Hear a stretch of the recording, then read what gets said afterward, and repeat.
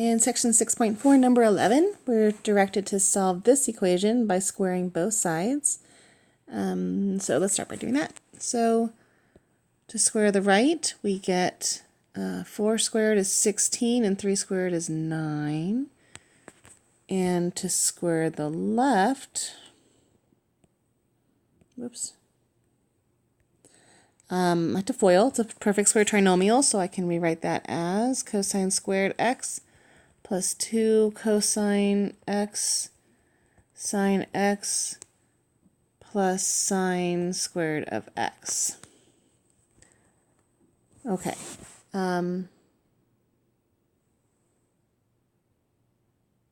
Okay, then I remember that when this happens, I get a cosine squared x and a sine squared x.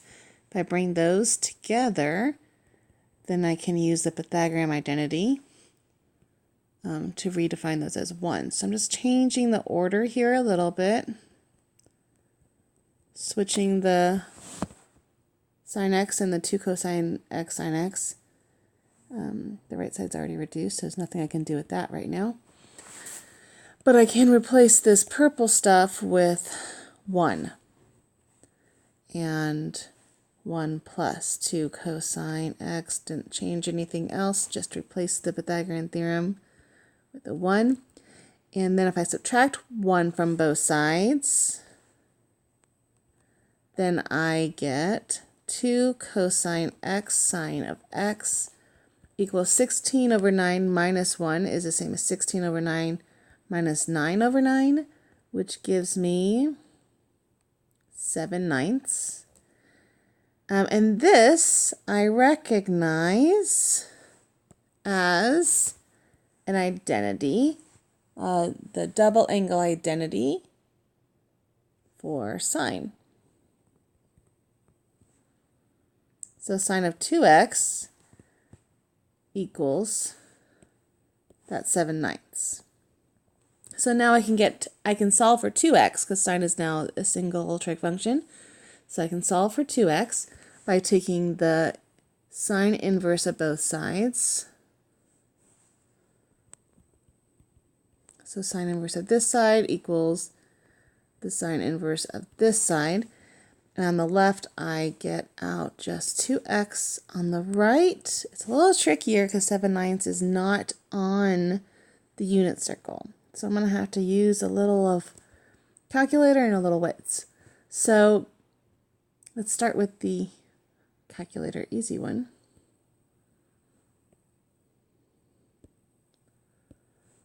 So let's see here. When I use the calculator and I do, so I want to make sure I'm in radians. So see, I'm in radians right here. You can see that, radians. And get my sine inverse of 7/9, close my parentheses, and I get one possible solution of 2x is 0.8911. I'm just going to extend my decimal out as a little beyond 4 points because I don't really want to round it until I get to my final answer. But if I have that as one of my solutions, then there's another solution that we use that unit circle to think of it as symmetric. So if that's one solution, think about my unit circle.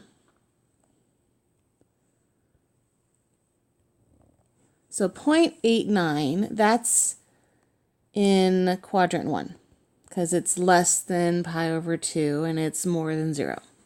Pi over 2 is 3.14 divided by 2, so it's 0.89 is less than that. So it's in quadrant 1.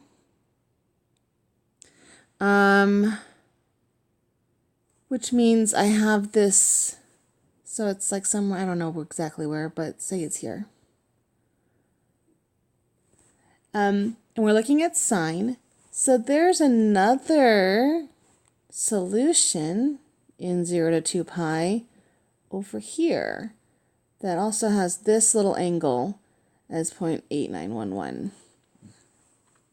And to find out what that angle is, I need to actually start from the positive x direction and figure out this angle. So to do that, I think of this line, pi, minus that 8.911. I'll just extend it down to a couple more decimal places. To get this big angle here, to get the other solution for 2x. So that is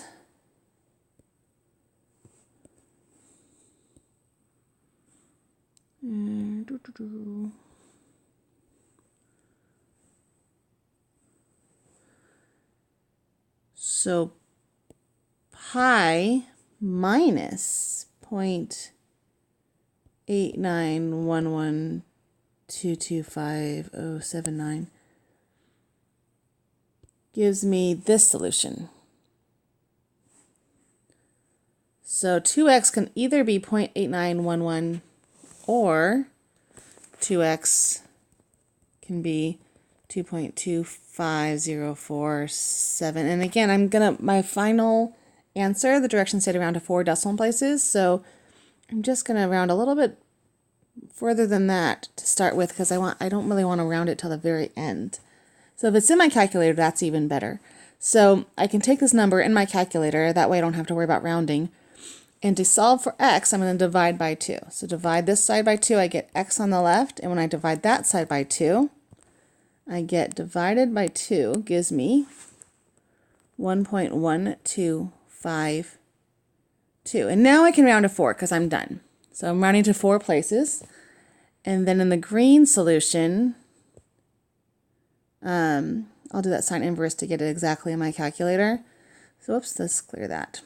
So sine inverse, make sure I'm in radians, 7 divided by 9. That gives me that 0.8911 in my calculator. Divide both sides by 2 to get x on the left, and on the right we get 0.4456, rounding to 4 decimal places. So that's my 2 possible solutions for x. So again, we couldn't look at the unit circle, so we have to use our understanding of the symmetry, and knowing that radians is, this guy is going to be pi, then we can find that using symmetry to find that other angle. One more correction here. This is not going to be equal since we use a calculator to approximate, so these will actually be approximate answers, not exact. And that is my solution in decimal form. And let's see, this is my solution in exact form. Well, I guess I didn't really write it here, but in exact form, it comes from here, which gives me, so I can divide by 2. So 2x equals sine inverse of 7/9 divided by 2 gives me x equals sine inverse of 7/9 divided by 2. So this is my exact form, and this is the calculator. Estimated answer. And this is the one that you're going to find in the back of your book. I would accept either of these answers on a test.